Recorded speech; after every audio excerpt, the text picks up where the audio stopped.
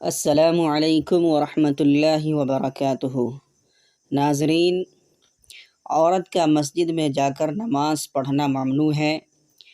سیدنا حضرت عمر فاروق رضی اللہ عنہ جو خلیفہ راشدین میں سے دوسرے خلیفہ ہیں، آپ نے زمانہ صحابہ میں، جو صحابہ کا زمانہ تھا، جس وقت صحابہ اور صحابیات ہی ہوتے تھے، نیک، متقی، پرہیزگار، خوف خدا والے، اس زمانے میں عورتوں پر مسجد آنے پر پابندی لگا دی تھی۔ تو عورتوں نے حضرت عائشہ صدیقہ رضی اللہ عنہا سے عرض کیا کہ یہ کیا پابندی لگا دی ہے؟ پہلے تو ہم نمازیں پڑھتے تھے۔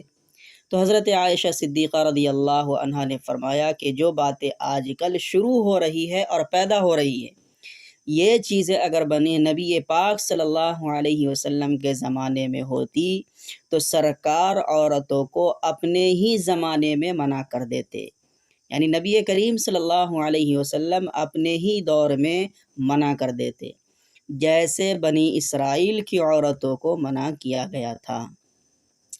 تو جب سیدنا حضرت عمر فاروق رضی اللہ تعالی عنہ کے زمانے سے یہ ممانعت چلتی آ رہی ہے، تو آج کا زمانہ ہمیں خود غور کر لینا ہے۔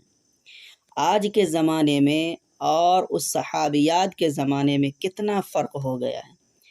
آج تو جو بے پردگی ہے، جو فیشن ہے، جو انداز ہے، جو لوگوں کے لباس ہیں، اور مردوں کی جو حالتیں ہیں، نیتیں ہیں، افعال و کردار جس قدر خراب سے خراب تر ہوتی جا رہی ہیں، بے حیائیاں جس قدر بڑھتی جا رہی ہے، ان چیزوں کے پیش نظر خود آپ غور کر لیں کہ اس زمانے میں بدرجہ اولیٰ عورتوں کو مسجد میں جانے کی پابندی ہونی چاہیے، اور یہ پابندی ہی ہے۔